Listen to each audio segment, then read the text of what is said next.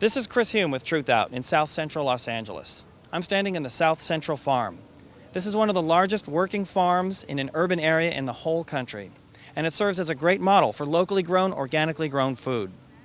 But these people are about to be evicted.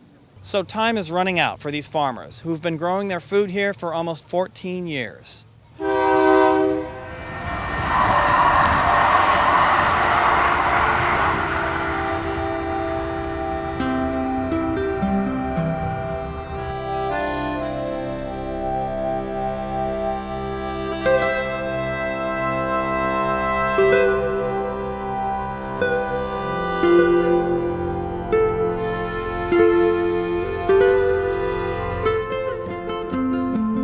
This farm is a shining example of what communities should be copying and duplicating again and again rather than destroying.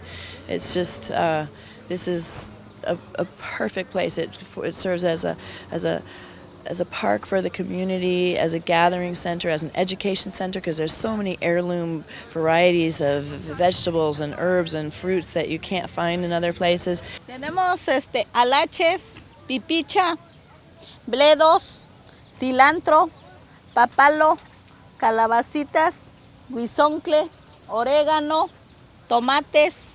We enjoy preparing a lot of native foods here. How far away was this food grown from here? I see about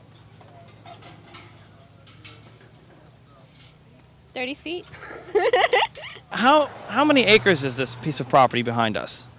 As far as I know, it's 14 acres. They have been working this land, I think, close to 14 years now, providing food for over 350 families, and also having a farmer's market on Sundays where they are able to sell organic, fresh produce to the community who could otherwise not have access to this kinds of food. They show where, from a satellite view, what the garden looks like, and they describe it as two green pair of lungs in the middle of all this concrete.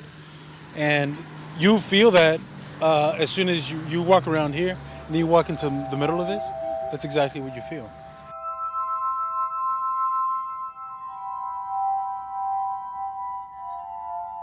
Also, we're in the middle of one of the gnarliest neighborhoods in the city, and this place you feel totally free and safe, and kids run around playing without their parents nervous about them, and it's just a beautiful place. Llegué hace 6 años a este lugar, a este jardín, ¿cómo se llama?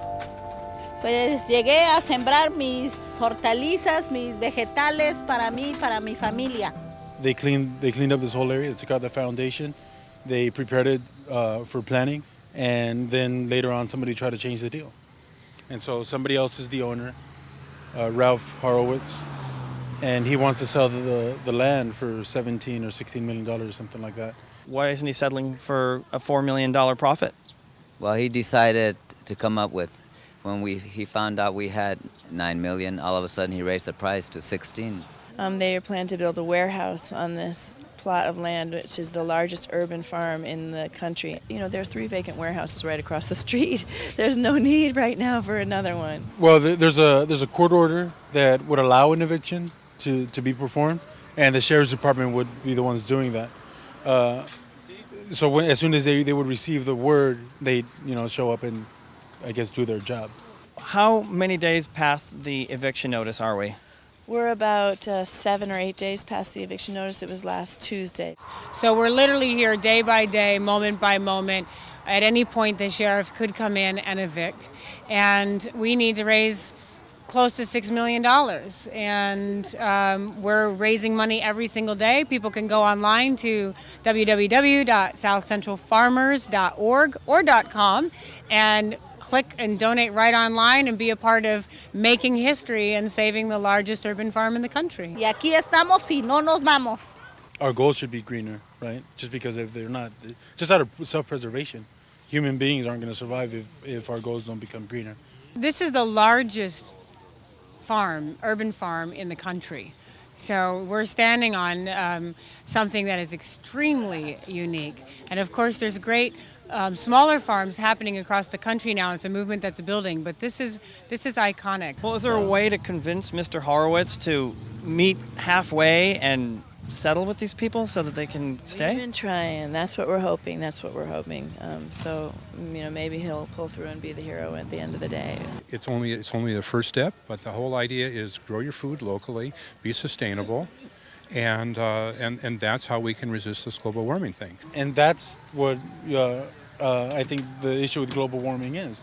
We're destroying all of the greenery, trees, and deforestation, and we're suffering for it. In the middle of the city, by the shadow of the steeple, by the fresh gardens, I saw my people, and some were wondering, some were crying, 'cause this land